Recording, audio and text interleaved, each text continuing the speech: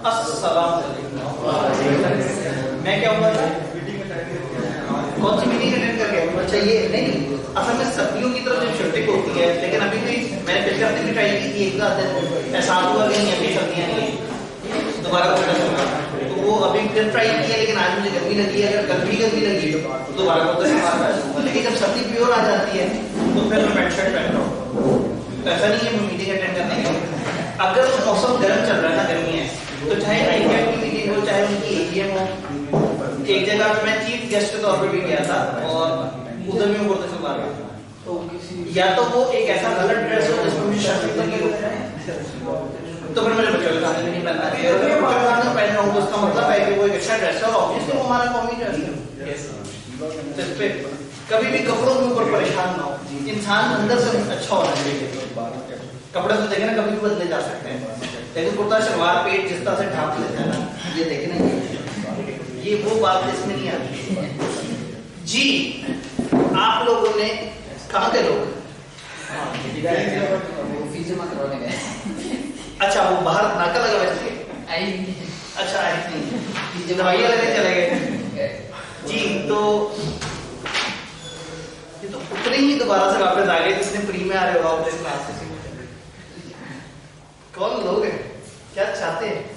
ठीक है जी, क्योंकि बीच में ऑफ डे आ गया, ऑफ डे की वजह से वो डिवाइस जो मैंने अपने पास एक जगह लैपटॉप बैग में रखी थी, आज वो लैपटॉप बैग ही नहीं लेके आया, जिसकी वजह से आज मैं फिर चालू की वो खिदमत लेनी होंगी। और उसके बाद आप लोगों ने टेस्ट देखा, इतना प्यारा सवाल था, सीख एक सवाल में 4-5 बातें इकट्ठी हो गई, सबको इकट्ठा कर और एक खूबसूरत सा आप लोगों का ओपिनियन देना था। अभी बस इस पे जाके ना बस सामने पेश कर दीजिएगा, बच्चे देख के परेशान ना होते। देखिए चले मैंने देख ही लिया है, खोल देते हैं, इसको बंद कर देते हैं ताकि ये देख देख के महसूस होते रहे। इतनी हाई ब्राइटनेस टॉपिक फाइंडिंग कब आ गया सिलेबस में, पता नहीं क्या हो जाएगा। मैं सोचा डायरेक्टर और वाइंडिंग अप, तो मैं सोचा वाइंडिंग अप छोटा वो पहले कर लेते हैं, सोचे। खैर अगेन तो अवाम ने एक टेस्ट दिया और टेस्ट के अंदर बड़ा खूबसूरत सवाल था, लेकिन चूंकि टेस्ट सबने नहीं दिया अभी और हम लोग मतलब दिल को बहलाने के लिए हमारे जहन में है कि शायद आज शाम 5 बजे तक या जब तक वो नीचे क्वालिटी डिपार्टमेंट वाले बैठे हैं, शायद आप लोगों की तरफ से जवाब आ जाएगा हमारे पास। तो हमने टेस्ट पे डिस्कशन करनी है कल। आज किस पे डिस्कशन करनी है आपको पता है, हर अगले दिन पिछले दिन का एक रिकैप देखते हैं। अब वो एक टेस्ट की तैयारी में आपने चीजें अच्छी तरह से कवर कर ली, लेकिन फिर भी थोड़ा सा प्रॉक्सी मिनट्स और इसके ऊपर बात कर लेते हैं। हमने कहा था प्रॉक्सी इंसान का इंसान नुमाइंदा प्रॉक्सी था, और इदारे का इंसान नुमाइंदा क्या था? रिप्रेजेंटेटिव। 3 केसेस में पड़े, तीनों के नाम बता सकते हैं? कौन से 3 केसेस? गवर्नमेंट के केस में, इन्वेस्टर कंपनी के केस में, क्रेडिटर के केस में। क्रेडिटर के केस में तो लोन देने की वजह से उनको अपना बंदा भेजना पड़ता है, और गवर्नमेंट या इन्वेस्टर कंपनी इन्वेस्टर होते हैं, शेयर होल्डर्स होते हैं। उनको जब मीटिंग के लिए बुलाया जाता है, वो तो कंपनी है, इदारे हैं, वो अपना एक नुमाइंदा भेजते हैं। वो नुमाइंदा एक सिंगल मेंबर काउंट होता है for the purpose of show off hand, और उसके पास 100% वो सारी वोटिंग पावर होती है जो कि उस इन्वेस्टर कंपनी के पास होती है। वो आके वोटिंग कर सकता है, और गवर्नमेंट के नुमाइंदे के बारे में तो हमने यहाँ तक कह दिया कि वो आगे से प्रॉक्सी अपॉइंट कर सकता है। फिर प्रॉक्सी के रूल्स बड़े मजे के रूल्स है। मेंबर होना, बल्कि नहीं मैं क्यों बता, प्रॉक्सी के मेंबर होना शर्त है? अगर लिखा हो तो फिर शर्त नहीं है, नॉर्मल रूल है कि मेंबर होना शर्त है। आर्टिकल्स में कुछ और लिखा हुआ हो तो नॉन मेंबर आ सकता है प्रॉक्सी। एक प्रॉक्सी के पास कितने वोट होते हैं? अगर काफी सारे लोगों ने दिया तो प्रॉक्सी के पास सर वो सारे लोगों के वोट्स होते हैं जिन्होंने उसको अपना प्रॉक्सी बनाया। एक ही इंसान को बहुत सारे लोग अपना प्रॉक्सी नॉमिनेट कर सकते हैं। प्रॉक्सी मीटिंग में क्या क्या कर सकता है? किबला ये भाई क्या कर सकता है प्रॉक्सी मीटिंग में? प्रॉक्सी मीटिंग में उसकी जगह वोटिंग राइट्स इस्तेमाल कर सकता है, उसकी जगह पोल डिमांड कर सकता है, वोट कर सकता है, वोट करने से बाज रह सकता है। 10% मेंबर्स के पास जो जो पावर्स होती हैं वो सारे के सारे पावर्स इस्तेमाल, यानी वोटिंग पावर से रिलेटेड हर काम कर सकता है जो प्रॉक्सी है। अच्छा जी, प्रॉक्सी पीछे वाले भाई प्रॉक्सी कितने ज्यादा, एक बंदा कितने सारे लोगों को अपना प्रॉक्सी बना सकता है? आप छुट्टी के एक बंदा कितने ज्यादा लोगों को अपना प्रॉक्सी बना सकता है? तो पिछले काम थे मतलब इस वक्त जो लोग मौजूद हो, एक वो है जो पिछले दिन नहीं आए थे, एक का पहला दिन है सर वही क्लास वाला सीन है कि एक दिन वो आके ये फिजिकल क्लास है, ये वो मजाक ही नहीं है, ये हम कोशिश कर रहे हैं शायद हम रिकॉर्ड कर सके, और ये भी हमें अभी डर है, और मतलब ये एक ट्रायल है, अगर कर लिया तो हम अवेलेबल कर सकेंगे, लेकिन ये कोई बाधा नहीं है। आप लोगों की ये तादाद गायब हो जाने पे घबरा के मैंने फिर मैनेजमेंट से कहा कि भाई कुछ बैकअप अरेंजमेंट कर लेते हैं।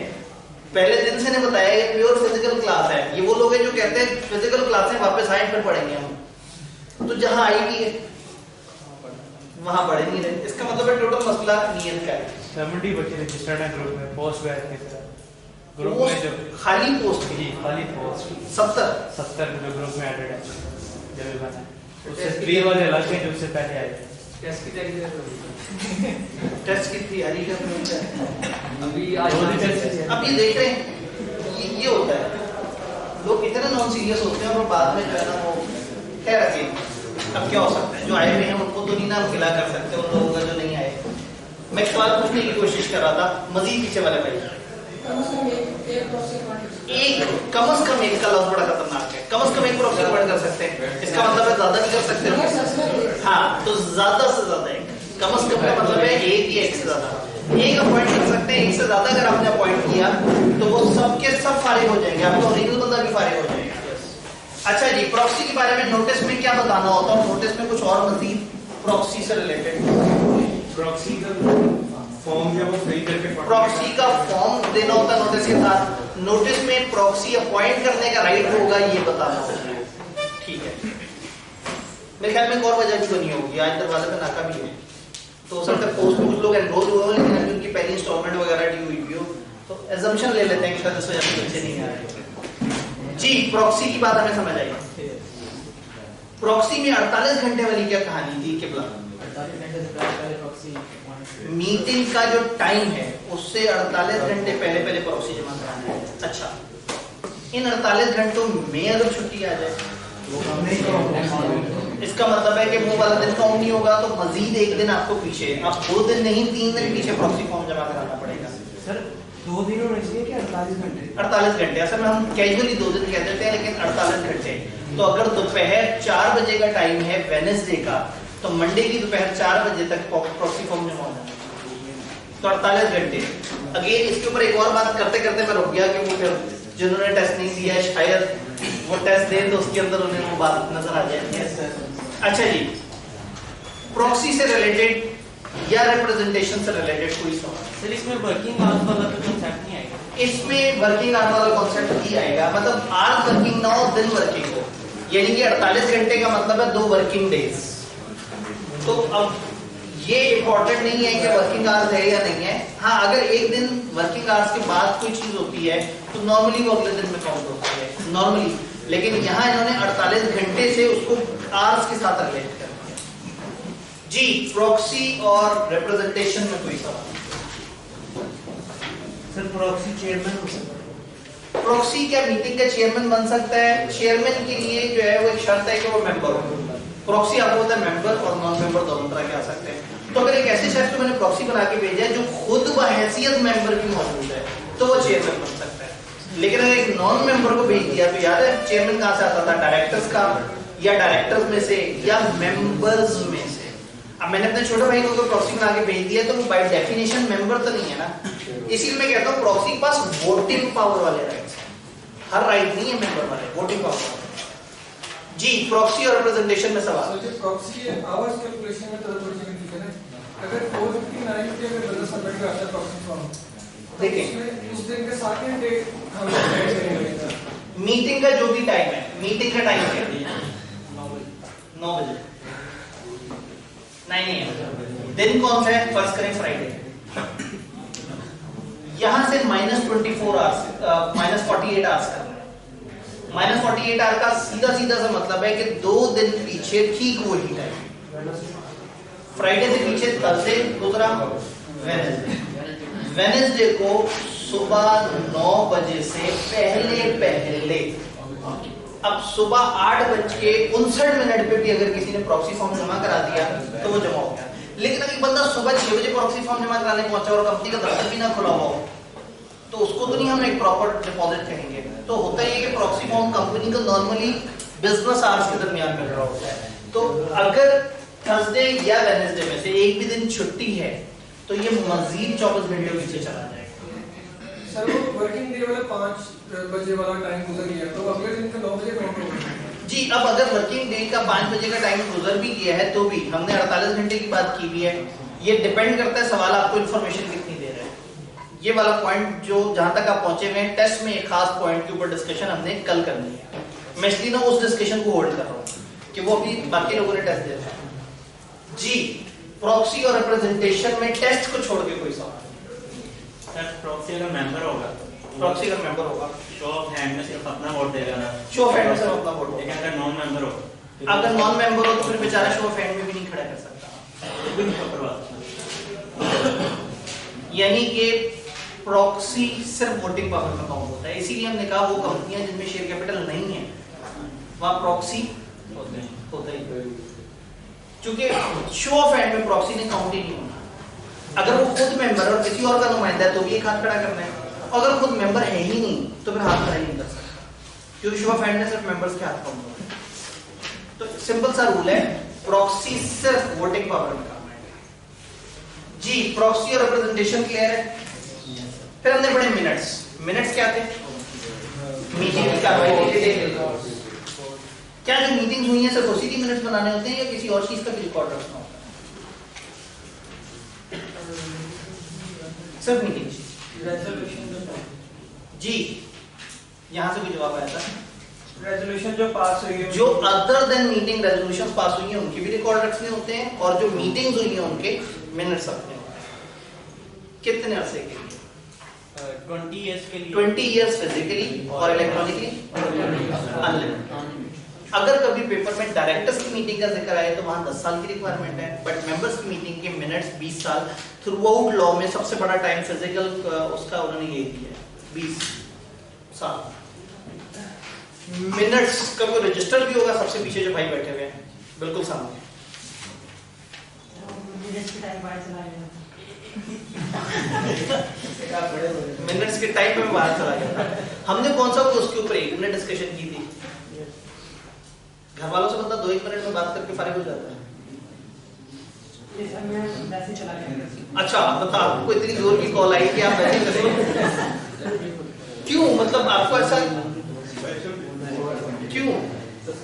वो क्लास जिसके आपने पैसे भरे हैं, आपने कही मिनट वाली बात तो ये तो जनरल सी बात है, ये तो मैं कर लूंगा, तो इसलिए फिर मैं आपसे सवाल पूछ रहा हूँ। तो सवाल आपको आना चाहिए। सवाल मिनट्स के रजिस्टर का क्या सिलसिला होता है?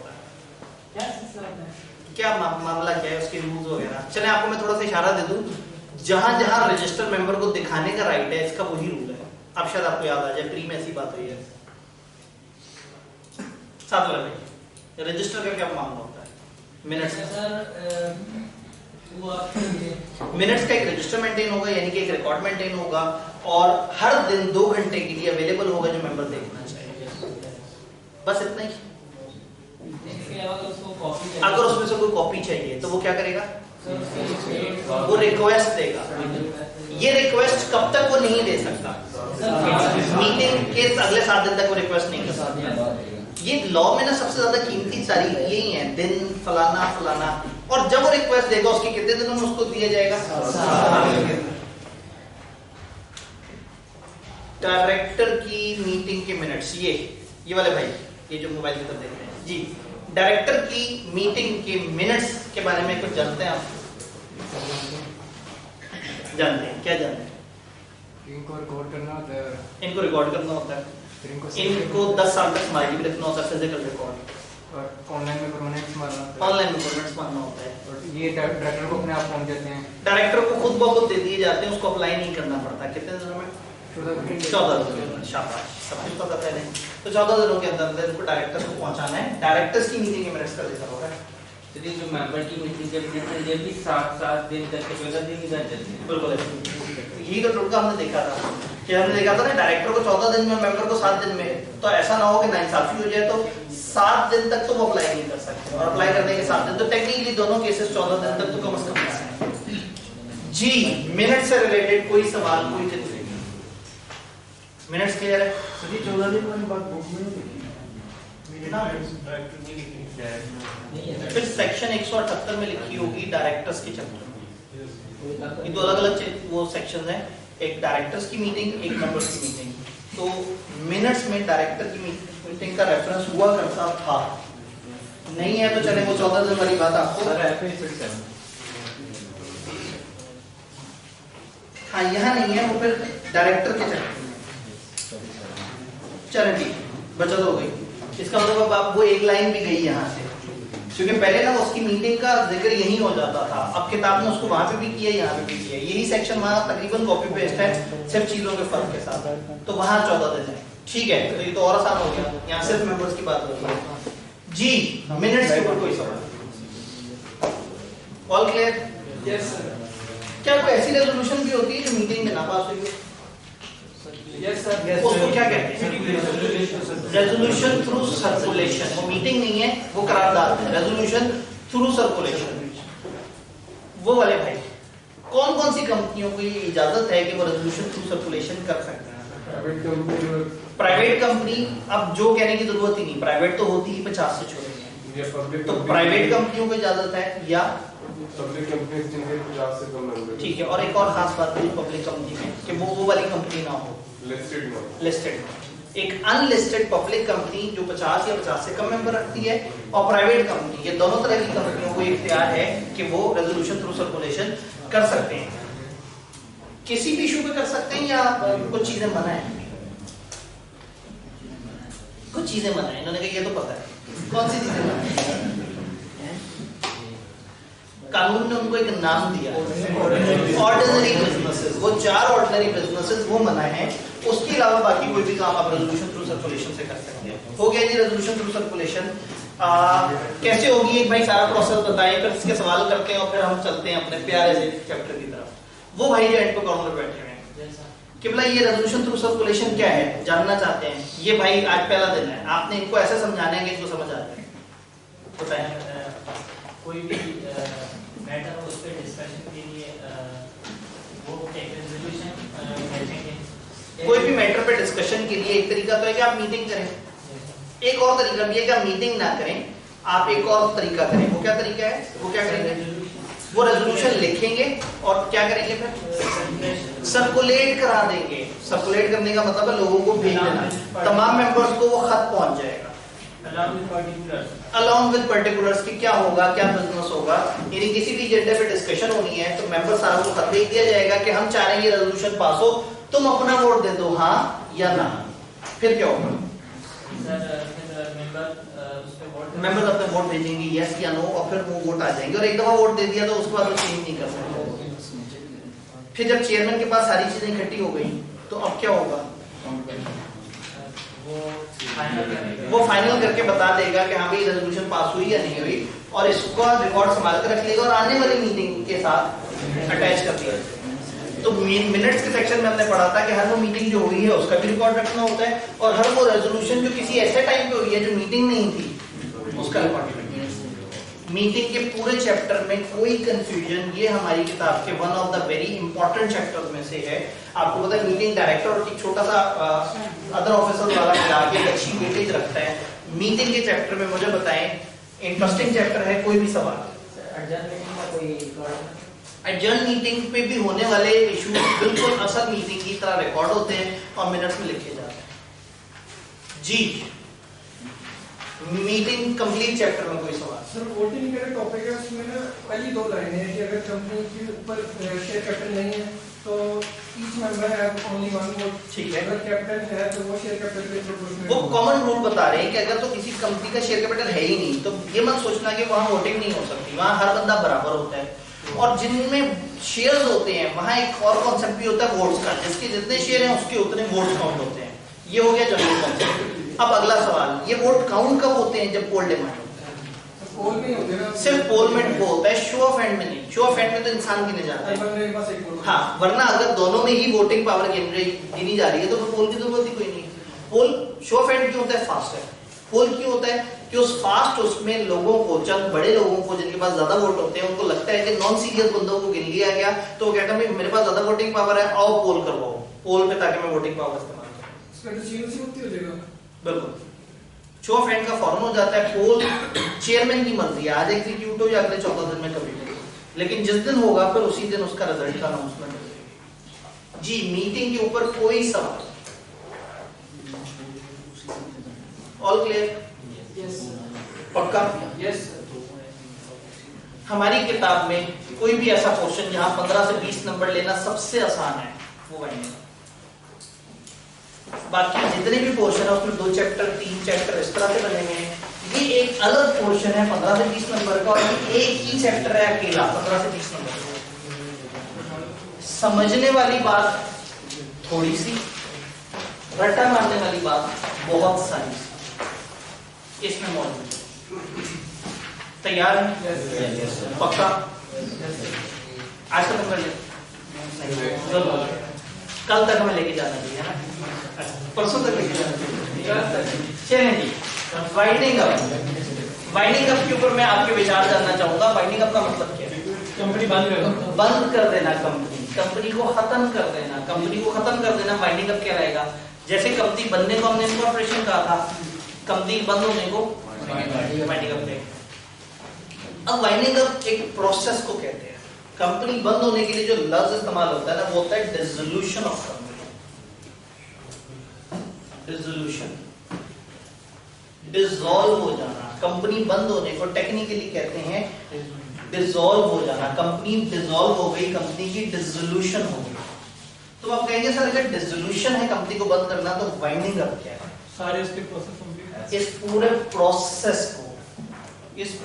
को जो नॉर्मली साल तक चलता है, नॉर्मली 12 महीने पे स्प्रेड हुआ होता है। नॉर्मली कम टाइम भी हो सकता है, ज्यादा से ज्यादा 12 महीने के ऊपर ये जा सकता है।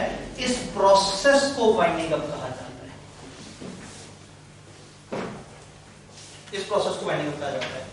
इग्नोर कर देते हैं किताब में क्या लिखा है, अंडरस्टैंडिंग बनाते हैं। एक कंपनी ये चल रही है, 15 साल से चल रही है। उस कंपनी के मेंबर्स हैं, मेंबर्स ने कंपनी को पैसे दिए हुए हैं, कुछ मेंबर्स ने गारंटियां दी हुई हैं, कुछ मेंबर्स का कुछ और मामला है। अगर कंपनी बंद करनी है तो असूलन क्या क्या होना चाहिए? सबसे पहले क्या होना चाहिए? बिजनेस सबसे पहले तो ये डिसाइड करेंगे कि हमने बंद करना है। कौन डिसाइड करेगा? डायरेक्टर्स या मेंबर्स? ये बहुत बड़ा इशू है। तो डायरेक्टर्स मेंबर्स दोनों का इसके ऊपर इत्तेफाक होना चाहिए कि हम कंपनी को बंद करने लगे। तो ये कंपनी के मेंबर्स को डिसाइड करना होगा कि हम कंपनी को बंद करने लगे। अब जब ये डिसीजन ले लिया तो उसके बाद 1 साल के अंदर अंदर आपको कंपनी बंद करनी है। अब कंपनी कैसे बंद करें? क्या क्या कुछ होना चाहिए? जो ऑपरेशन है वो बंद करें, ऑपरेशन बंद करें,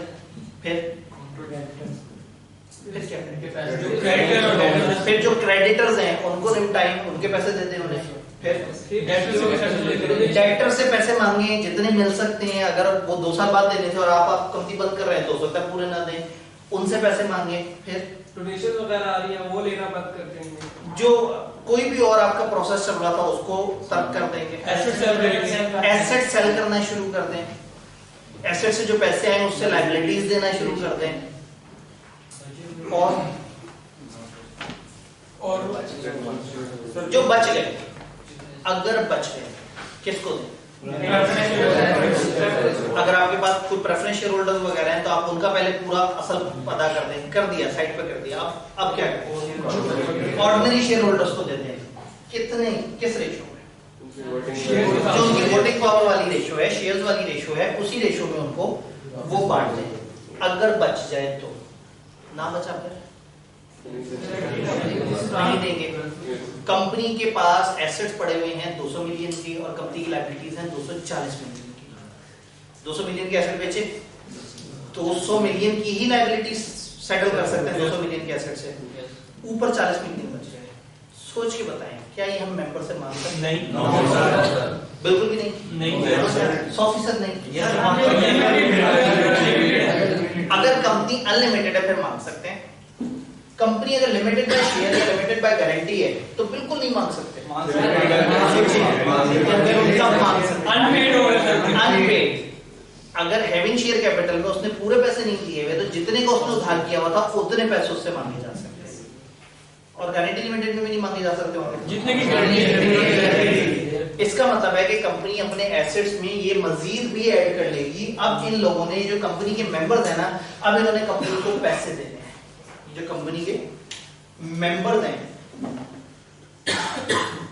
या तो एंड पे इन्होंने कंपनी को पैसे देने हैं या एंड पे कंपनी ने इन्हें पैसे देने हैं। तो अजीब सा इनका रिलेशन हो गया, ये या क्रेडिटर है या डेबिटर। लॉ इनके लिए एक नया वर्ड इस्तेमाल करेगा, मेंबर नहीं, वो कहेगा ले जी आपको हम एक नई शनाख्त दे देते हैं, कंट्रीब्यूटरी। कंट्रीब्यूटरी वो लोग जो कोई कंट्रीब्यूट कर रहे हैं सारे प्रोसेस में, या पैसे दे रहे हैं या पैसे ले रहे हैं। यहां तक बात समझ आएगी? Yes sir. शुरू करते हैं जी वाइंडिंग अप के प्रोसेस को समझना। जादूगर भाई से रब्ता करते हैं, आज इनको हमने फिर से जहमत दे दी। वो कंपनी जो वाइंड अप हो रही होती है उसका क्या स्टेटस होता है? कुछ जगह पे कुछ इजाफी बात की जो मैं आपसे करना चाहता हूँ, आप अगर साथ साथ अपनी किताबें देखेंगे तो परेशान रहेंगे। एक दफा मुझे सुन लें, अगर एक कंपनी डिसॉल्व हो गई है तो इसका मतलब है कंपनी बंद हो गई है, बंद हो गई है। और अगर मैं कहूँ ये कंपनी की वाइंडिंग अप चल रही है, उसका क्या मतलब है? कंपनी बाहर वाला भी कंपनी है, जिस दिन तक डिसॉल्व नहीं होती उस दिन तक उसका स्टेटस जिंदा है। दिखाएं जी जादू भाई, a company being wound up, जो कि in the course of winding up shall continue to be a company for all purposes till its final dissolution in accordance with this act। जिस दिन तक वो डिसॉल्व नहीं हो जाती ना, उस दिन तक वो एक एंटिटी है, वो कॉर्पोरेट पर्सन है, उस दिन तक वो कोई भी कंपनी वाले काम जैसे वो कर रही है वो कर सकती है। All provisions and requirement of this act relating to company shall continue to apply, legal word है mutatis mutandis। इसका मतलब होता है एज इट इज, जो भी जिस तरह से भी चल रहा है उसी तरह से। तो ये कंपनीज जो वाइंड अप हो रही हैं वो सारी चीजें उनके ऊपर अप्लाई करती रहेंगी। फॉर एग्जांपल जो मिनट मीटिंग कराएंगे मिनट मेंटेन करते हैं, उन मीटिंग में पोलिंग भी होगी, उन मीटिंग में ये नहीं कि जब तक कंपनी बंद नहीं हो जाती तब तक वो कंपनी लॉ के सारे रूल्स को फॉलो करती रहेगी और सारी चीजें वैसे ही चलाती रहेगी। फिर ये वो बच्चे जिन्होंने अकाउंट्स पढ़ा है, बुक्स ऑफ अकाउंट्स मेंटेन करने की रिक्वायरमेंट में काफी लाइन होती है। अगर कंपनी वाइंड अप हो रही हो तो उस दौरान भी उसके अकाउंट संभाल के रखने की जिम्मेदारी है। तो अगर कंपनी बंद भी हो रही है तो ऐसा नहीं होगा कि जिस दिन वाइंडिंग अप का हमें लगा कि वाइंडिंग अप शुरू लगी उसी तरह में उसके सारे वो रिकॉर्ड उठा के समंदर में डाल दिए। बात समझिए? तो पॉइंट ये है कि कंपनी उसी तरह चलती रहेगी। जिस दिन कंपनी की वाइंडिंग अप शुरू होगी, अब एक नया काम, ऑफिशियल लिक्विडेटर या लिक्विडेटर, एक शख्स आ जाएगा जो कि कंपनी के अफेयर्स को संभाल रहा होगा। वाइंडिंग अप होती है दो तीन तरह की, कभी कभी कोर्ट आपकी वाइंडिंग अप कर रहा होता है जबरदस्ती, वो कहते हैं ये कंपनी बंद हो जानी चाहिए, और कभी कभी आप अपनी खुशी से वाइंडिंग अप कर रहे हैं। तो होता ये है कि आप कंपनी का सारा इंतजाम उठा के एक बंदे को दे देते हैं जिसका नाम होता है लिक्विडेटर। ये लिक्विडेटर आता है, कंपनी की सारी चीजों को कंट्रोल कर लेता है, उसके बाद कंपनी को ये चलाता है, यानी कि चीफ एग्जीक्यूटिव, डायरेक्टर, शायरेक्टर सब ठंडे होकर साइड पे बैठ जाते हैं। जब ये उन्हें बुलाएगा तो वो आएंगे, अदरवाइज अब कंपनी की सारी इंतजामी जो उमूर है वो हवाले हो जाते हैं लिक्विडेटर के। तो इट शैल बी डीम्ड कि बोर्ड ऑफ डायरेक्टर और सीईओ की पोजीशन टेक ओवर किसने कर ली है? लिक्विडेटर ने। आईकेप की किताब में उन्होंने दो क्वेश्चन बनाए, एक क्वेश्चन बनाया वाइंडिंग अप किसे कहते हैं, एक बनाया लिक्विडेटर किसे कहते हैं, और उसको एक्सप्लेन किया। मैं वाइंडिंग अप को एक स्टोरी की तरह से आपको लेके चलूंगा, शुरू से लेके एंड तक वाइंडिंग अप में क्या होता है, उसके बीच में लिक्विडेटर भी कवर हो रहा होगा, वाइंडिंग अप भी कवर हो रही होगी, तो हम इसको थोड़ा सा एक स्टोरी मोड में पढ़ेंगे। यहां तक बात समझ आ रही है? Yes sir. सबको? Yes sir. कहानी को आगे चलाते हैं जी। जादू भाई, कंट्रीब्यूटरी का कॉन्सेप्ट हमारी किताब में नहीं दिया हुआ, आईकेप की किताब में नहीं दिया। मैं चाहता हूं कि मैं ऑन सेफर साइड आपसे एहतियातन डिस्कस करूं। कंट्रीब्यूटरी कौन है? वो मेंबर्स जिनको कंपनी की वाइंडिंग अप पे पैसे देने या लेने पड़ सकते हैं, उनका नया नाम क्या है? कंट्रीब्यूटरी। क्योंकि लफ्ज जगह जगह डिस्कस हुआ है, लेकिन आईकेप की किताब ने इसके ऊपर बहुत ज्यादा डिटेल डिस्कशन नहीं की। Past and present members will contribute money to pay debts, liabilities, expenses of winding up and adjustment of rights of contributories। ये किस चीज के लिए पैसे देंगे? डेट्स पे करने के लिए, लायबिलिटी पे करने के लिए, वाइंडिंग अप के खर्चे पे करने के लिए, और जो कंट्रीब्यूटरीज की आपस की एडजस्टमेंट है, इससे पैसे लेने हैं, इसको पैसे देने हैं, तो ये तमाम लोग जो कंपनी के मेंबर्स हैं वो लायबल होंगे इस सारी एडजस्टमेंट के लिए। लेकिन अगर एक मेंबर ने पूरे पैसे दिए हुए हैं तो क्या वो लायबल होगा? इसका मतलब है कंट्रीब्यूटरी किसे कहेंगे? In company limited by share, इसकी मैक्सिमम लायबिलिटी होगी up to amount unpaid on shares. Company having share capital में अगर उसने कुछ 10 रुपए के शेयर के बदले 8 रुपए दिए और 2 रुपए नहीं दिए, उधार किया हुआ कुछ शेयर्स पे, तो जितना इसने उधार किया था बस उतना इससे मांगा जा सकता है, उससे ज्यादा उससे नहीं मांगा जा सकता क्योंकि लिमिटेड लायबिलिटी है। गारंटी में क्या मांगा जा सकता है? वो जब अमाउंट गारंटी की थी। Company limited by guarantee having a share capital में डबल डबल हो जाएगा ना। क्या क्या मांगा जा सकता है? गारंटी की अमाउंट एंड, और अगर अनलिमिटेड कंपनी होगी बस फिर तो जितना भी वो है वो हम मेंबर से रिकवर कर सकते हैं। कंट्रीब्यूटरी का एक कॉन्सेप्ट है जो हमारी किताब ने उस तरह से एक्सप्लेन नहीं किया, लेकिन मैं चाहता हूं कि ये वर्ड कंट्रीब्यूटरी जगह जगह आ रहा है तो आपको पता लग जाए कंट्रीब्यूटरी मेंबर का नया नाम है। जिसको हमने मेंबर पढ़ा हुआ है ना, उसका नया नाम है कंट्रीब्यूटरी। डन? सर इसमें जो लिखा हुआ है एक्सपेंसेस ऑफ वाइंडिंग अप, जी बिल्कुल। अब होता क्या है, वाइंडिंग अप जब शुरू होगी तो वाइंडिंग अप में एसेट्स बेचने पड़ेंगे, कुछ लीगल केसेस करने पड़ेंगे, वो सारा कुछ भी अभी तक तो लायबिलिटीज जितनी भी है वो अब ये भी तो नई लायबिलिटी बन जाएगी ना, जो वाइंडिंग अप के एंड के खर्चे हैं, लिक्विडेटर की तनख्वाह देनी है, कुछ और चीजें, तो ये सब कुछ हमारी लायबिलिटीज में काउंट होगा। जी मेंबर समझ आया? एक्स्ट्रा तो नहीं ना ये लेंगे, क्या चीज? मेंबर से ये एक्स्ट्रा तो नहीं ना लेंगे। मेंबर से हम उतना ही लेंगे जितना उनकी जिम्मेदारी है। ये 3 केसेस में अगर एक मेंबर है और उसने पूरे पैसे दिए हैं तो बस फिर वो सुकून से घर बैठा रहेगा, कंपनी बंद हुई चली ना चली उसकी लाश है। हाँ, लेकिन उसका जो अपना इनिशियल इन्वेस्टमेंट है वो डूब जाएगी, वो डूब जाएगी ना। वो जो उसने कंपनी के 2 लाख के शेयर्स खरीदे हुए थे, 2 लाख से ज्यादा तो उससे कोई नहीं मांगेगा, लेकिन ये 2 लाख भी तो वापस नहीं मिलेंगे। अगर कंपनी डूब गई और उसके एसेट्स कम हुए तो इसका वो 2 लाख इस तक वापस नहीं पहुंचेगा। तो अगर कंपनी के एंड पे पैसे बचे तो सबको मिलेंगे, ना बचे तो अल्लाह शुक्र है। यहाँ तक बात क्लियर है? Yes sir. एक स्टेप आगे चलते हैं। 3 तरह की वाइंडिंग अप होती है। एक होती है वाइंडिंग अप बाय कोर्ट, एक होती है वॉलंटरी, और एक होती है subject to supervision of court. हाँ, सिलेबस में इसकी सिर्फ एक सेक्शन है छोटा सा, इसके 2 सेक्शन है छोटे से। हमारा सिलेबस बाय कोर्ट को एक्सप्लेन कर रहा है, winding up by court. Winding up एक ये हो सकता है कि आप अपनी खुशी से वाइंड अप करें। अपनी खुशी से मतलब कंपनी वाले खुद कह रहे हैं कि यार ठीक है, यार ये कंपनी चल रही थी, अच्छे पैसे कमा रही थी, काम करते हैं, हम सब लोग ने अपने अपने काम धंधे करने हैं, बंद करते हैं कंपनी को, अपने अपने असासे निकालते हैं और निकलते हैं। तो कंपनी वाले अपनी खुशी से भी कंपनी को बंद कर सकते हैं, वो वॉलंटरी कहलाएगी। कभी कभी कुछ उन्होंने कुछ ऐसा किया जिसकी वजह से अदालती हुक्म जारी हो गया कि इस कंपनी को वाइंड अप कर दिया जाए, तो कंपनी वाइंड अप करेगी अगर अदालत की तरफ से। तो इसका मतलब है कि बाय कोर्ट भी हो सकती है।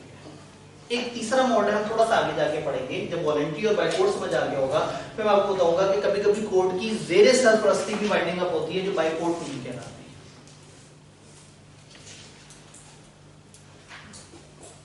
वहां पे जरा बेहतर समझ आएगा। मेरे ध्यान में एक सियासी सी एग्जांपल आएगी। बाय कोर्ट का मतलब है मार्शल लॉ लग गया, वॉलंटरी का मतलब है डेमोक्रेसी, अंडर सुपरविजन का मतलब है करंट दौरे हुकूमत। मार्शल लॉ नहीं है ना, under supervision of martial administrator. तो अगेन कभी कभी वो कोर्ट आके कहती है कि आप सही नहीं कर रहे, अब हम करेंगे जो करना है। कभी कभी कंपनी वाले खुद ही कहते हैं कि जो करना है हमने करना है, और कभी कभी करना कंपनी वाले चाहते हैं, लेकिन जो ऊपर ठेकेदार को और आके बैठ जाता है तो कहते हम उसे डेमोक्रेसी ही है। तो इसलिए हमने winding up by the court और subject to supervision of court में फर्क है। एक है जो वो चला रहे हैं, एक है जो उनकी निगरानी में चल रहा है। तो दोनों इससे पहले कि मजीद सियासी कहानी को आगे बढ़ाते हैं। ले ये वो स्लाइड है जो किताब में नहीं है, लेकिन आई बिलीव कि इस स्लाइड से पूरी गेम समझ आ जाती है। किताब ने वाइंडिंग अप को एक बोरिंग टॉपिक बना के बताया। वाइंडिंग अप में एप्लीकेशन की ये शर्त है, फलाने की शर्त है, लिक्विडेटर की शर्त है। मैं आपको पूरा प्रोसेस समझाने की कोशिश करूंगा। उन्होंने नोट्स कॉपी कर लिए लेकिन थीम नहीं कॉपी किया। चलो कोई बात। वाइंडिंग अप में होता क्या है शुरू से लेके एंड तक। पहला स्टेप, अब ये वाइंडिंग अप बाय कोर्ट पढ़ रहे हैं। पहला step petition for binding. Petition कहते हैं अदालती एप्लीकेशन को। अदालत में जो दरखास्त दायर की जाती है कि जी इसके साथ ऐसा हो, तो सबसे पहले तो एक दरखास्त होगी अदालत में कि हाँ भाई इस कंपनी को वाइंड अप कर दिया जाए। तो पेटिशन इज अदालती दरखास्त।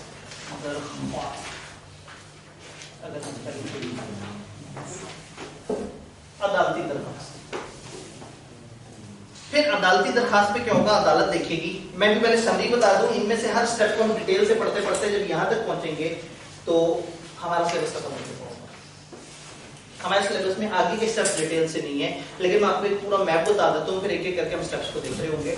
तो हमने कहा बाइंडिंग अप बाय कोर्ट में सबसे पहले अदालत में एक दरखास्त दी जाएगी कि इस कंपनी को वाइंड अप कर दिया जाए। ऐसा थोड़ी कि अदालत ने खुद से आगे कह दिया हो कि जी मतलब हमें इसको बंद कर देना चाहिए।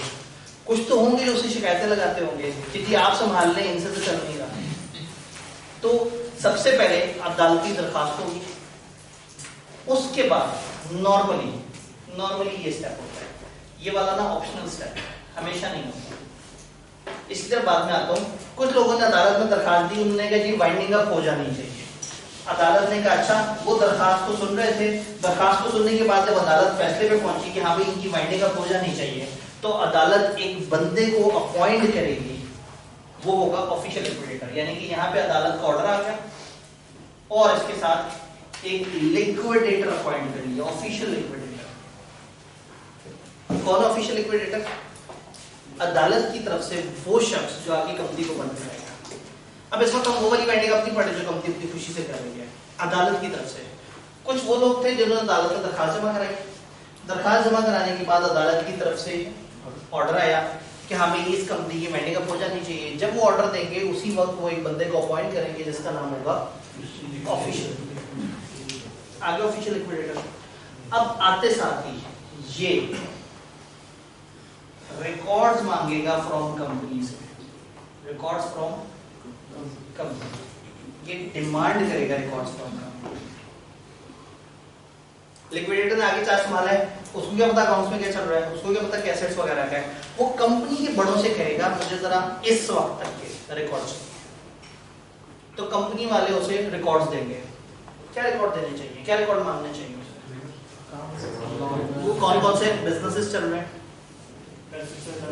एसेट्स लायबिलिटीज, इस साल के एक्सपेंस इनकम, पिछले सालों के अकाउंट्स,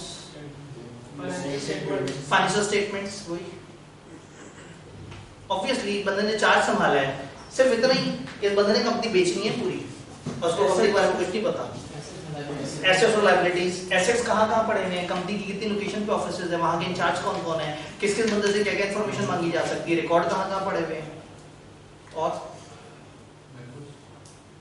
मेंबर्स की कंट्रीब्यूटरीज की डिटेल, उनकी लिस्ट, राइट्स वगैरह किसके पास है, कंपनी का कौन सा एसेट मॉर्गेज चार्ज हुआ है, कहाँ कौन सा किसके कब्जे में पड़ा हुआ है, और प्लेज वगैरह अगर कोई हुआ हुआ है तो ये सारी डिटेल्स उसे बतानी पड़ेगी ना। कौन कौन से लीगल केसेस चल रहे हैं, कौन से ऐसे हैं जो तुमने चलाने हैं, क्योंकि कंपनी बंद नहीं हुई है, कंपनी भी चल रही है। ये आके कंपनी का करता धंधा बन जाएगा। तो स्टेटमेंट ऑफ अफेयर्स का मतलब है कंपनी से ये कुछ रिकॉर्ड्स मांगे। डन, हमने डिटेल से भी पढ़ना उस टाइम। जब इसको कंपनी से रिकॉर्ड मिल जाएंगे तो ये कोर्ट को रिपोर्ट भेजेगा on the basis of company से उसे क्या रिकॉर्ड्स मिले। कोर्ट को बताएगा हाँ जी मैंने चार्ज संभाल ली है, कंपनी इस वक्त जो है वो बहुत बुरे हालात में है, कंपनी की ये एसेट्स हैं, ये लायबिलिटीज हैं, कंपनी की ये फलाना मामला है। वो सारी बातें जो आपने उन लोगों से ली थी वो अब कोर्ट को भेजी जाएंगी एक रिपोर्ट बना के कि हाँ भाई ये रिपोर्ट है, ये कंपनी के हालात है। कोर्ट रिपोर्ट देखेगी कौन कौन से एसेट है, कौन से रिकवर हो सकते हैं, कौन से नहीं हो सकते। फिर से कहेंगे जाओ तुम पे हमारा आशीर्वाद है, कर दो कंपनी को वाइंड अप। फिर ये वाइंडिंग अप कराना शुरू कर देगा, एसेट्स बेचेगा, लायबिलिटी सेटल करेगा, मीटिंग्स करेगा, लीगल केसेस में देखेगा, फलाना से मिलेगा, फलाना से मिलेगा। ये नहीं कि एक लंबा चौड़ा काम करके कंपनी को बंद कराने की कोशिश करेगा। जब ये कंपनी को बंद कराएगा तो फिर उसके बाद क्या होगा, फंड्स की डिस्ट्रीब्यूशन। एंड पे कम बचे तो कंट्रीब्यूटरी से जितने पैसे मांगे जा सकते हैं उतने मांगे जाएंगे और दे दिया जाएगा, और अगर ज्यादा बच गए तो फंड से। अब कंपनी का प्रोसीजर भी कंप्लीट हो गया, फंड्स भी डिस्ट्रीब्यूट हो गए, अब फाइनल स्टेप आएगा रेजोल्यूशन ऑफ कंपनी। रजिस्ट्रार को एक आखिरी खत भेजा जाएगा, उसको कहा जाएगा कि अब आप इस कंपनी का नाम रजिस्टर में से फारिग कर दें, ये कंपनी अब जिंदा नहीं रही, इस कंपनी को हम लोगों ने फौत कर दिया। जिस दिन रजिस्ट्रार अपने रजिस्टर में एंटर कर देगा कि कंपनी फौत हो गई, उस दिन कंपनी फौत हो गई। जी सर रिपोर्ट जब भेजेंगे कोर्ट को, जी जी, तो सर अगर कोर्ट बोल दे कि चलो सही है, कंपनी नहीं डूबते, ठीक है, इस केस में बोल सकते हैं ऐसा हो सकता है कि कोर्ट कहे कि इस कंपनी को बेहतर तरीके से चलाया जा सकता है। हमारे सिलेबस में नहीं है, सेक्शन 292 के आसपास एक ऑप्शन देता है कंपनीज एक्ट, वो कहते हैं कि आप इसको किसी एडमिनिस्ट्रेटर से चला सकते हैं। ये नहीं हो सकता वो कहेंगे ये कंपनी बंद होने वाली नहीं है, इसको चलाया जा सकता है। लेकिन अगर कंपनी वाले खुद कह देंगे हमने बंद करनी है, तो फिर बंद करनी पड़ेगी। जी सर यहाँ कोर्ट से मुराद कंपनीज कोड है?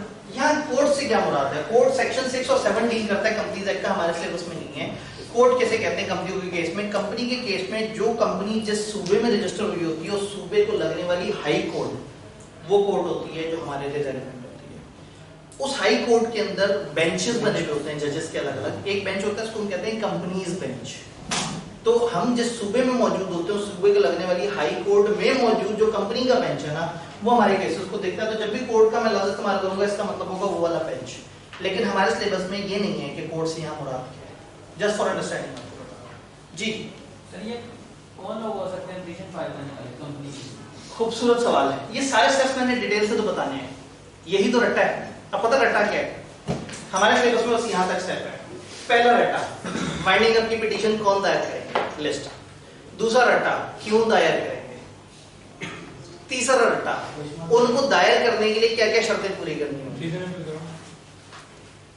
देन लिक्विडेटर की अपॉइंटमेंट, कौन कौन लोग लिक्विडेटर हो सकते हैं, कैसे अपॉइंट होते हैं, ये छोटा रट्टा है। स्टेटमेंट ऑफ अफेयर्स में क्या चीजें लिखी हुई होंगी, एक लिस्ट लिखी हुई होगी, रट्टा मारना है। रिपोर्ट में क्या लिखा हुआ होगा, एक लिस्ट, रट्टा मारना है। वाइंडिंग अप खत्म, जितना हमने पढ़ लिया बस इतना ही है। जेन्युइनली, मतलब जेन्युइनली अगर लोग मूड में बैठे हो तो ये एक दिन में होने वाला टॉपिक है, लेकिन मैं इतना जुल्म करने की हरगिज़ हक में नहीं हूं। एक क्वेश्चन और जी जो बेंच होता है सर, इसमें सीए नहीं, बिल्कुल भी नहीं। सीए का तो अदालत से ताल्लुक ही कोई नहीं, तो जो कंपनीज का तो जिसको नॉलेज होगा वो ही नहीं। तो आपको क्यों ऐसा लगता है कि वो नहीं पढ़ के, जब आप अपने सीए के अंदर इतना पढ़ रहे हैं, तो जो अदालत में बैठे हुए हैं और जो कंपनी के बेंच में बैठे हुए हैं, मतलब उनको थोड़ा सा तो पढ़ा लिखा कंसिडर करें आप। ऐसे आपने तौहीन कर दी, तौहीन अदालत कर दिया। कंपनीज कोड कुछ अलग होती है, रिकॉर्डेड वीडियो में आपने तौहीन अदालत कर दी है जी। कंपनीज कोड कुछ अलग होती है, मतलब उसको कहते हैं, उसी को कहते हैं कि उससे असल में कोर्ट के अंदर उस बेंच को कंपनी का वो बेंच कहते हैं। असल में कंपनीज कोर्ट का वर्ड जो है ना, ये हम बेसिक लेवल के लॉ में पढ़ते हैं। जब आगे कंपनीज एक्ट बताता है कि हमारे मामला कहाँ जाए, तो ये जो छोटे लेवल की सेशन वगैरह डालते हैं ना, इसमें नहीं जाते कंपनी का मामला, हाई कोर्ट में जाता है जी। ये खूबसूरत बात है हमारी क्लास की कि हम मेन मुद्दे के ऊपर कम से कम डिस्कस करते हैं, और जो साइड इश्यू है उसके अंदर बहुत गहराई में मेन मुद्दा वाइंडिंग अप। जी जी सर, अगर लायबिलिटीज एसेट से ज्यादा हो, अगर लायबिलिटीज एसेट से ज्यादा हैं और क्या नाम है ये जो कंट्रीब्यूटर्स हैं वो ना हो, उनकी तरफ से पैसे ना आए या हो, लेकिन उनके जिम्मे लायबिलिटी ना हो, तो फिर क्या होगा? लायबिलिटी ये बचपन में हमने पढ़ा था। Yes. कंपनी कुछ भी नहीं है। लिमिटेड लायबिलिटी रखती है, तो अगर ये बंद होगी तो ये जितना इसका शेयर कैपिटल है वहां तक लगा है, खत्म, गेम ओवर। क्रेडिटर रोते रोते चले जाएंगे। लिमिटेड लायबिलिटी है ना, और कंट्रीब्यूटरी से भी उतना मांगेंगे जितना मांगा जा सकता है कानूनी तौर पे, अदरवाइज खत्म, कंपनी खत्म हो जाएगी।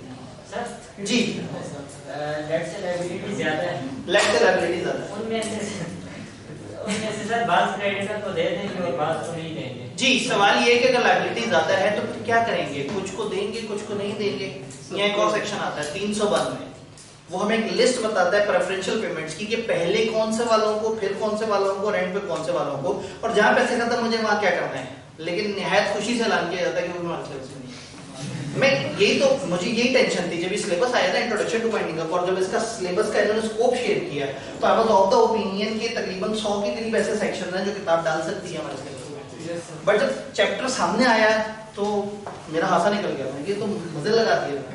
सर मतलब कि ये चैप्टर अभी बहुत हैवी हो सकता है। इस चैप्टर में बड़ा माल है, ये जो ये वाला है ना, ये बहुत बड़ा स्टेप है, इसके अंदर बड़ा कुछ आ सकता है। डिसोल्यूशन के वक्त के बड़े सारे पंगे हैं, तो वो चाहे तो अच्छा जितना वाइंडिंग अप बाइक होता है उससे थोड़ा सा कम वॉलंटरी वाइंडिंग अप भी है, जिसका सिर्फ एक सेक्शन डालेगा काम। तो आपका जो कंपनीज एक्ट है ना 550 सेक्शन, उसमें से 1/3 सिर्फ वाइंडिंग को डील करता है। जितना हमारा पूरा सिलेबस है ना उसके सेक्शंस को 2 से मल्टीप्लाई करते हैं, तो इतना सिर्फ वाइंडिंग की डिस्कशन है ओरिजिनल लॉ में। तो ये काफी तूफानी हो सकता था लेकिन नहीं किया। आई के बहुत मूड में है इस वक्त, निकालने में पर जल्दी से। सर वो अकाउंट्स का आपने बताया कि वो उसी दिन डिसाइड हुआ, उस दिन उसको खत्म नहीं कर देना, लेकिन वो संभाल के रखेगा जिस दिन तक डिसोल्यूशन नहीं होती ना, वो संभाल के रखेगा चीजें। उसके बाद डिसोल्यूशन के बाद उसने संभाल के नहीं रखना, लेकिन पैसों का 6 महीने तक हिसाब किताब चलता रहता है। बाकी चीजें उसने रजिस्ट्रार से कहनी है जी ये चीजें हैं, फिर उसके बाद ये उनको डिस्ट्रॉय कर दिया जाता है, या कंपनी वालों से कहते हैं तुम लोगों ने रखना है तो रखो, मरुंडे बेच के खा लेना, मतलब ये बेच के मरुंडे खा लेना जी। चले आगे। अब हम डरी की है कि अगर आगे हमने पढ़ना शुरू कर दिया तो चैप्टर तो फड़कना शुरू हो जाएगा जी। बात समझ आई? किताब दिखाए मैं मुनासिब कितना पढ़ूं। असल में मैं इसको जब शुरू करता हूँ तो मैं बड़ा आगे तक चला ही जाता हूँ, तो सोच रहा हूँ ये देखिए पहला चैप्टर तो मजाक है, एक तो न्यूटन नोट मैंने डाला हुआ था। अगर हम पेटिशन तक ही पढ़ लें तो मेरे ख्याल में इतना जुल्म मुनासिब है। यानी पेटिशन के स्टेप को अगर हम कंप्लीट करें, मैंने कुछ बीच में मिस किया था, वो क्या था? हुआ क्या? पेटिशन का मतलब क्या है? अदालत में दरखास्त देगी। बाइंडिंग ऑफ ऑर्डर का क्या मतलब है? ऑर्डर जारी होकर एक बंदे ने आगे चार्ज संभाल लिया। अदालत में दरखास्त जाना और अदालत के ऑर्डर आने के दरमियान भी तो टाइम हो सकता है। अगर अदालत में दरखास्त जाए कि कंपनी में मिसमैनेजमेंट हो रही है, कंपनी तो एक एक करके तबाह कर रही है सारी चीजें, और अदालत को लगे कि वाइंडिंग ऑफ ऑर्डर आने में भी टाइम है, तब तक एक कायम मकाम बंदे को भेज दें जो टेम्परेरी तौर पे कंट्रोल संभाल ले। उस कायम मकाम को टेम्परेरी कंट्रोल संभालने वाले बंदे को हम प्रोविजनल मैनेजर कहते हैं। प्रोविजनल का मतलब होता है टेंटेटिव। ये बंदा कुछ अर्से के लिए लिक्विडेटर वाले काम शुरू कर देता है, जब लिक्विडेटर आता है तो उसको रिप्लेस कर देता है, या इसी को ही हम अपग्रेड करके लिक्विडेटर बना देते हैं। ये हम थोड़ा सा आगे जाके पढ़ेंगे। जस्ट बताना मकसद था कि हमें सारे स्टेप समझ आए। दरखास्त के बाद जरूरत पड़ेगी तो एक कायम मकाम सा मैनेजर, फिर जब ऑर्डर आएंगे तो लिक्विडेटर पॉइंट होगा, लिक्विडेटर कंपनी वालों से स्टेटमेंट ऑफ सेल्स बनवाएगा, फिर लिक्विडेटर कोर्ट को रिपोर्ट भेजेगा, फिर कोर्ट उसे ऑर्डर दे देगी, ये वाइंडिंग अप शुरू करा देगा। शुरू होने के बाद ये सारे एसेट्स लायबिलिटीज वगैरह सेटल करके फंड्स डिस्ट्रीब्यूट करेगा, और एंड पे रजिस्ट्रार को कहेगा कंपनी डिसॉल्व हो गई। ये दोनों कंपनी से सैलरी लेंगे ये हाँ, अनफॉर्चुनेटली ये सारे पैसे कंपनी के जिम्मे ही होंगे। वो जब पढ़ेंगे ना वाइंडिंग अप के खर्चे, उसमें ये भी शामिल है। तो जितनी लायबिलिटीज वाइंडिंग अप शुरू होने के दिन जितनी है वो, और वाइंडिंग अप के दौरान भी जितने खर्चे हुए हैं वो सारे के सारे कंपनी ने देने, और उन्हीं के ऊपर ये सारी चीजें अप्लाई कर रही हैं। ये उसी तरह होता है जैसे इलेक्शन के टाइम पे वो निगरान हुकूमत आ जाती है। जी बिल्कुल ऐसे ही है, तकरीबन वैसी ही बात है जैसे निगरान हुकूमत आ जाती है, तो उसी तरह से एक निगरान बंदा तब तक जब तक नया बंदा नहीं आता तब तक डायरेक्टर्स को कुछ गलत करने से रोके रखेगा। डन? सिर्फ पहले स्टेप पे बात करेंगे जी। ये वाला ये हम अब आगे जाके डिटेल से पढ़ेंगे। अभी तो हमने सिर्फ एक बेसिक मैप लिया है। पहले वाला तो मैं अभी डिटेल में जाने लगा। ठीक है, बैटरी एंड पे कॉलेज वाला टेक्नोलॉजी की सपोर्ट, ये मतलब पूरा चार्ज 1 घंटे आज फुल चार्ज किया है इसको। इसका मतलब दरमियान में ये यूएसबी से चार्ज हो जाता है। इसको किसी लैपटॉप से कनेक्ट करके रख लिया करेंगे। एक कोशिश है शायद इन लोगों को हम रिकॉर्डेड लेक्चर दे सकें शायद। ये सर जब आते हैं जो पुरानी डिस्कशन करते हैं उसके बाद हम स्टार्ट किए थे। हाँ नहीं मैं तो पुरानी, अच्छा हाँ ये भी, लेकिन पुरानी डिस्कशन भी काम किए। चलें ये बात भी सही है, एक सफा तरह अंदाजा हो जाएगा इसकी बैटरी कितनी है, तो जो पिछले दिन का रिकैप चल रहा होता होगा उस वक्त हम उसको नहीं करेंगे। लेकिन सर रिकैप में चीजें बहुत क्लियर होती हैं। रिकैप में असल में आप भी पढ़ के आए होते हैं ना, थोड़ा सा जरा और, तो रिकैप भी अच्छा है। तो पहला लेवल तो क्लियर हो जाता है, पहले कहने नहीं हमें एक्स्ट्रा वाला जो है मसाला चाहिए, पहले बेस तो बच जाए। बंद होने वाला है, मैं इसके सर पे खड़ा हूँ, बंद होने लगेगा मैं रिकॉर्डिंग खत्म करने वाला कि वो तो रिकॉर्ड हो जाए पहले वाला। नहीं तो बंद होने पे रिकॉर्डिंग ज़ाया तो नहीं होनी चाहिए। मेरी इतना तो उसका सिस्टम होता होगा जो परपेचुअली, कुछ कह नहीं सकते। चलो कोई बात नहीं, तजर्बा ही है ना, भी सही हुई तो हमारे ऊपर कोई जिम्मेदारी नहीं है। ले जी, हम तो एक कोशिश कर रहे हैं अच्छाई की। पेटिशन फॉर वाइंडिंग अप, कौन दरखास्त जमा कराएगा? जादू भाई step 1 petition for winding up. ले, एक छोटी सी लिस्ट है, एक दफा ऑपरेटर दबाया तो क्या होता है? नहीं, वापस पीछे आ रहा है। मैंने एनिमेशन में ना एक स्माइली रखा हुआ था, यहाँ पे आ जाता है कि टीचर मुस्कुरा रहा है, टीचर हैप्पी है कि लंबी सी लिस्ट है, बच्चों ने रट्टा मारना है, टीचर ने क्या करना है, ज्यादा देख के करके लाइन बता देनी है। तो ये सर्कमस्टांसेस पहले सफे पे जितने पूरे आ सकते थे वो ये हैं, अगले सफे पे जाएं कुछ और सिचुएशन ये थी, ठीक है। तो असूलन मेरे पढ़ाने वाली तो कुछ भी नहीं है, चलो वापस पीछे आते हैं। स्माइली यहाँ सर्कमस्टांसेस, वो क्या लिस्ट ऑफ सिचुएशंस हैं जिसमें कंपनी की वाइंडिंग अप की तरफ जाया जा सकता है। नंबर 1, अगर कंपनी वालों को खुद एक दूसरे पे भरोसा खत्म हो गया, वो कह रहे हैं यार ये कंपनी बंद कर देनी चाहिए और वॉलेंटरी बंद नहीं करनी चाहिए बाय कोड। तो अगर कंपनी के मेंबर्स इकट्ठे होकर स्पेशल रेजोल्यूशन पास कर लें तो वो खुद मिलके इकट्ठे होकर ये तय कर सकते हैं कि कंपनी को वाइंड अप करना है। जब तय करेंगे तो वो कोड को अप्लाई कर देंगे। इस वक्त हम देख रहे हैं कि वो क्या सिचुएशंस है जिसमें कोड को अप्लाई किया जा सकता है। तो एक सिचुएशन क्या हुई कि कंपनी के मेंबर ने खुद ही तय कर लिया मिलके कि बंद कर देते हैं कंपनी को, और हम नहीं करते, कोर्ट से करवाते हैं, स्पेशल रेजोल्यूशन पास करनी पड़ेगी। नंबर 2, अगर कंपनी ने अपनी स्टैट्यूटरी मीटिंग नहीं की, याद है कितनी अहम मीटिंग है, स्टैट्यूटरी मीटिंग नहीं की या इसकी रिपोर्ट जमा नहीं कराई रजिस्ट्रार, तो ये इतना बड़ा ऑफेंस है कि वाइंडिंग अप की तरफ जा सकती है।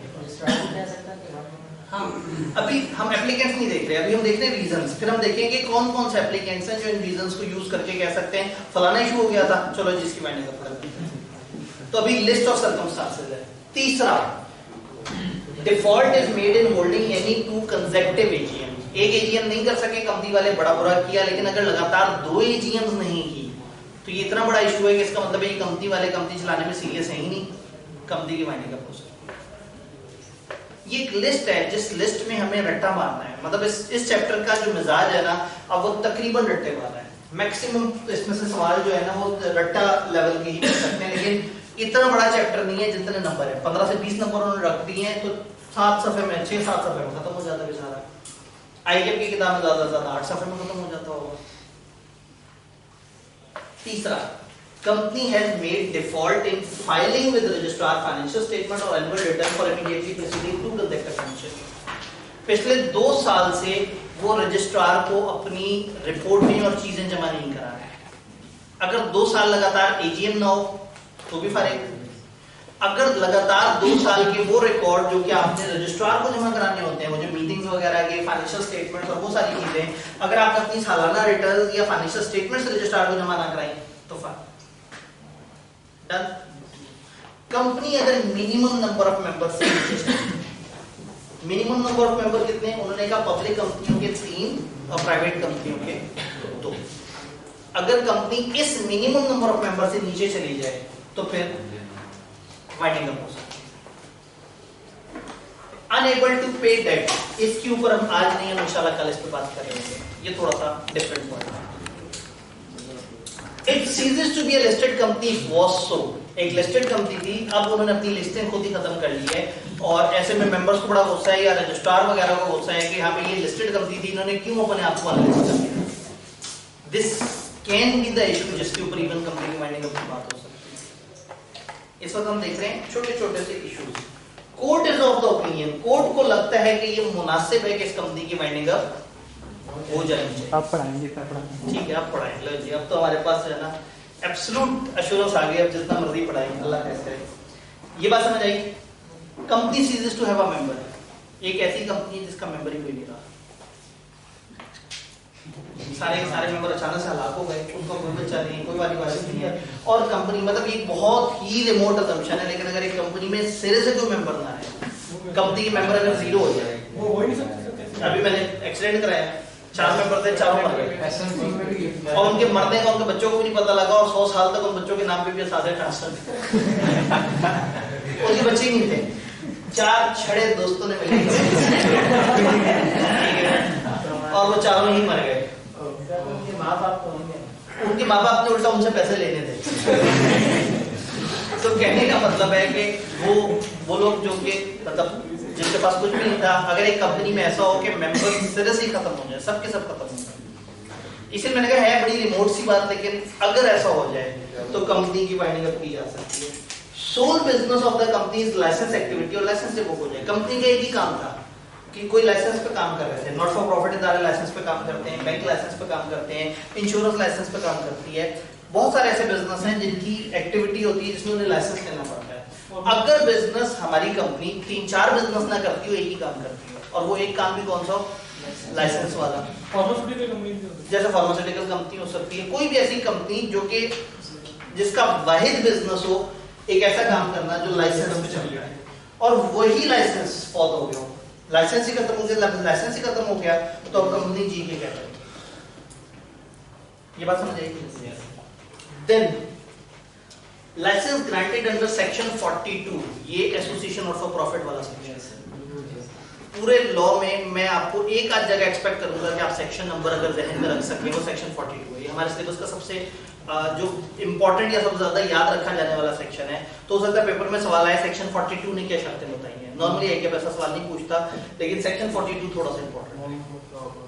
Licence granted under section 42 has been revoked or company failed to comply requirement or were liquidated or such company has failed to complete the voluntary winding up proceeding within 1 year from the date of commencement of winding up. Section 42 वाली company उसका licence खत्म हो गया है, या उसकी winding up शुरू हो गई है, या वो अपना प्रोसीजर फॉलो नहीं कर रहा है। आसान अल्फाज में सेक्शन 42 वाली कंपनी के एंड पे जो कॉन्सिक्वेंसेस ऑफ लाइसेंसेस और वो था, उसमें ये था कि अगर बिल्कुल ना कर सके तो फिर इनकी वाइंडिंग अप हो जाएगी।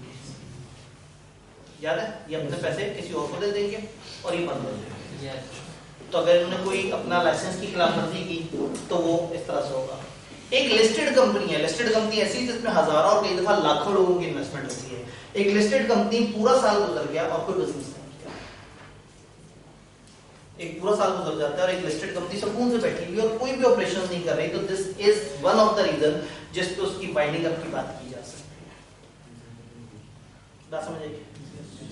और हम धक्के से समझने की कोशिश कर रहे हैं, हम जो रट्टा मारते हैं। तो एक लिस्ट ऑफ रीजन है, कंपनी ने खुद तय कर लिया, कंपनी ने सेशन मीटिंग नहीं कराई, कंपनी ने एक दफा लगातार नहीं कराई, 2 दफा के अकाउंट्स वगैरह नहीं भेजे, नंबर ऑफ मेंबर मिनिमम से नीचे गिर गए, ये पॉइंट मैंने कैरी फॉरवर्ड किया है, अनेबल टू पे डेट वाला, इसके ऊपर हम कल बात करेंगे। लिस्टेड नहीं रही, अब लिस्टेड कंपनी थी, काम करना बंद कर दिया, कोर्ट को लगता है बंद हो जाना चाहिए, कंपनी का मेंबर ही खत्म हो गया, कंपनी की लाइसेंस एक्टिविटी थी और वही लाइसेंस खत्म हो गया, कंपनी एसोसिएशन और फॉर प्रॉफिट थी और उसने कुछ ऐसा किया है जो उसने खिलाफवर्जी किया। एक दफा जरा अगली स्लाइड पे भी जाके रीजंस देख लेते हैं। कंपनी इज, और नीचे जितनी भी गंदी गंदी बातें हैं ना उसको इंग्लिश में लिखना है, जितनी भी गंदी गंदी बातें आपके जहन में आती हैं कंपनी को लेके। कंपनी इज कंसीव्ड और ब्रॉट फॉर और कैरिंग अनलॉफुल और फ्रॉडुलेंट एक्टिविटीज।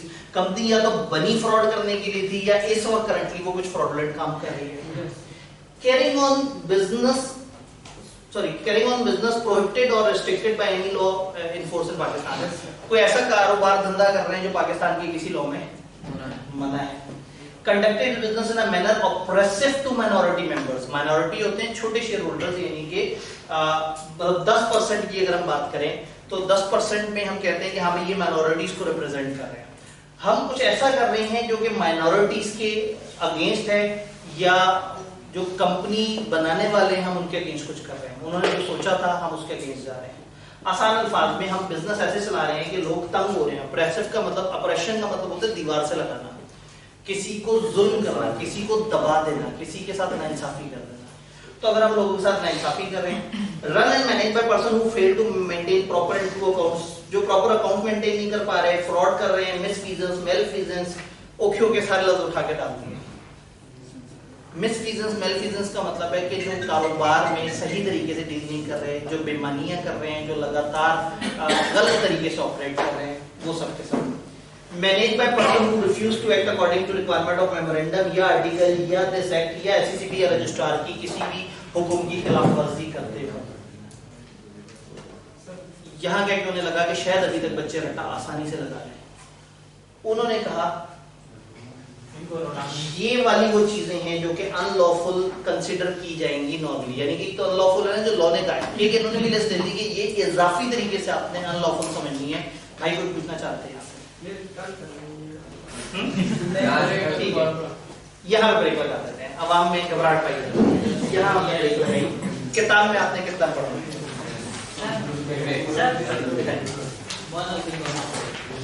एक मिनट, वेरी गुड, बड़ा आइडियल जगह पे कट लगा है। सिर्फ 2 सफ़े, पहला सफा तो पहले में भी ट्यूटर नोट है, दूसरे में भी ट्यूटर नोट, तो आपने सिर्फ 103 और 104 पढ़ना है। डन। असल में पहले दिन ही हमें बेस बनाने में टाइम लग रहा था, तो आगे सारे रट्टे हैं, ठीक है। तो अगर हम कल 3 सफ़े पढ़ लेंगे तो आप परेशान तो नहीं होंगे? तो 4 पढ़ जाता, ठीक है जी। तो पहले 2 सफ़े आप लोगों ने पढ़ के आए।